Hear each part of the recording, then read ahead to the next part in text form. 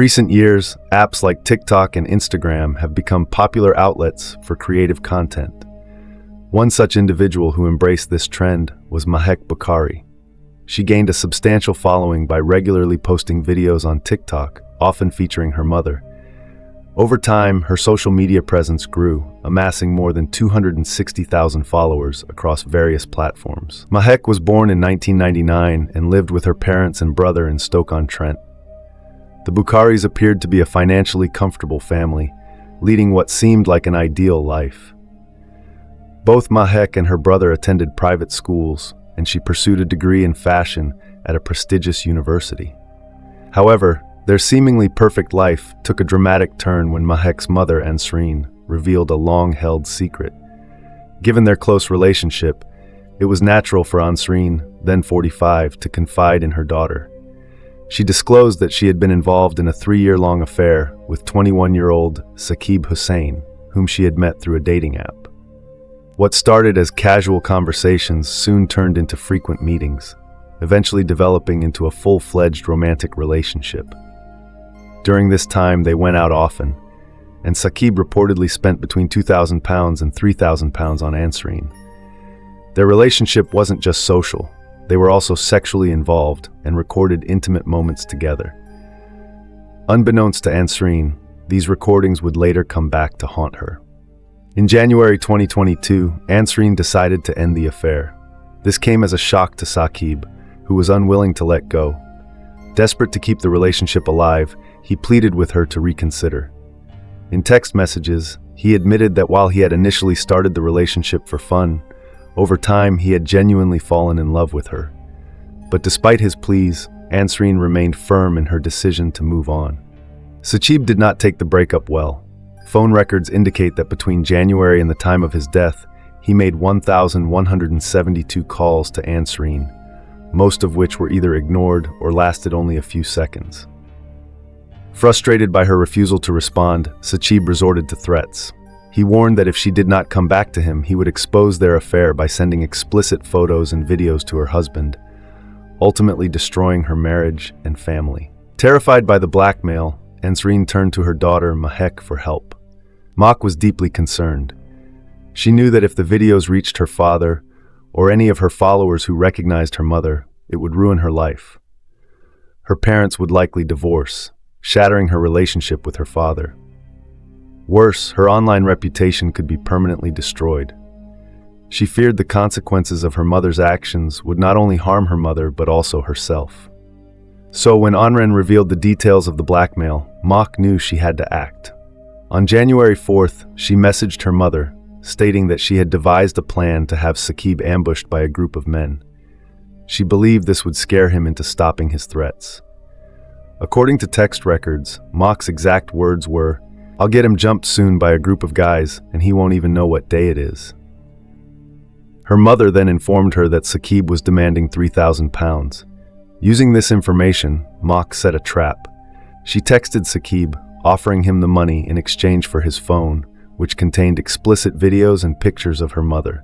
She arranged to meet him at a Tesco parking lot for the exchange, and Saqib agreed.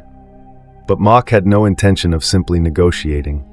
If Saqib refused to hand over his phone, she planned to have her friends ambush him, to teach him a lesson and silence him permanently. Saqib, however, had his doubts. Before heading to the meeting, he informed his sister, who immediately advised him against going. She feared for his safety. She had previously met Anren during one of their dates and had urged Saqib to end the relationship. On February 11th, Saqib and his cousin, Mohammed Judin, drove to the Tesco parking lot in Hamilton, where he was supposed to meet Mahek.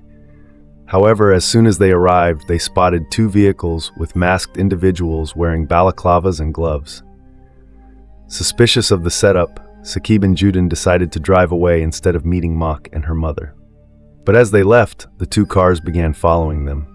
The pursuit escalated into a high-speed chase, reaching speeds of 100 miles per hour on the highway. While being chased, Saqib received a call from Mahek. "You messed with the wrong people. I'm going to teach you a lesson," she threatened. Fearful, Saqib ended the call and immediately dialed Leicester City Police's emergency hotline. His voice trembled as he spoke the chilling words that would become his last. "I'm being followed by 2 cars. They're trying to block us in and ram us off. They have balaclavas on. They're trying to kill me." As his cousin desperately tried to evade the attackers, Saqib explained to the emergency responder that he had traveled to Leicester to visit his friend Izzuddin. The cars chasing them were now aggressively ramming into the back of their vehicle. Then came the final haunting words, "I'm gonna die." A scream, crash, the call went silent. Saqib and Juden's car had been forced off the road, slamming into a tree at a junction. The impact split the car in 2, and within moments, it burst into flames. First responders arrived at a scene so horrifying that it left them with a sinking feeling in their chests. There was nothing they could do. Both young men had died instantly. There was no way anyone inside the car could have survived.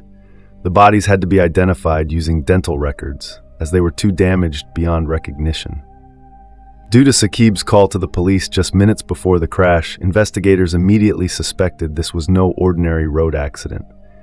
The police began reviewing CCTV footage from the highway and nearby areas to identify the 2 cars Saqib had reported.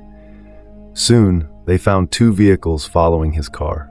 One of the cars, an Audi TT, was identified as a rental. When police traced the rental records, they discovered that Mahek had rented it. This led officers to her doorstep just 8 hours after the crash. When questioned about the car's presence in Leicester, she lied, claiming she and her mother had planned to drive to Nottingham, but accidentally ended up there instead. She insisted it was purely a coincidence that she was near the crash site. The investigation then turned to Saqib's connection to Mahek. She admitted she knew him, saying they had met a few times, exchanged numbers, and that she liked him. However, she falsely accused Saqib of posting fake, explicit photos of her and her mother on social media and claimed he had blackmailed them for £3,000.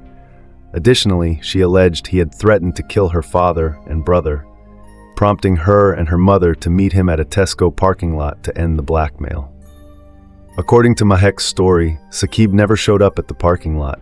However, CCTV footage proved otherwise, showing him entering the car park. When confronted with this, Mahek changed her story, saying she later saw a blue car chasing a silver vehicle on the highway. She insisted she had no idea Saqib was in that car and that witnessing the crash had terrified her. The police didn't believe her. CCTV footage and other evidence overwhelmingly contradicted her claims. Both Mahek and her mother Ansreen were arrested and their electronic devices were seized. Through these devices, the police uncovered 6 more suspects.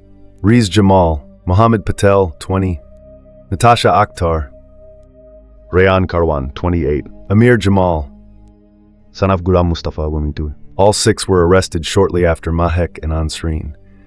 When questioned, all 8 suspects admitted to being in the cars chasing Saqib and Mohammed Hashim Ijazuddin. However, they denied charges of murder and instead pleaded guilty to an alternative charge of manslaughter. The judge ruled that all 8 would be charged with murder, regardless of who had directly rammed Saqib's car off the road. It was clear that everyone involved had the intent to cause him serious harm, and their actions were deemed no less than an attempt to kill him.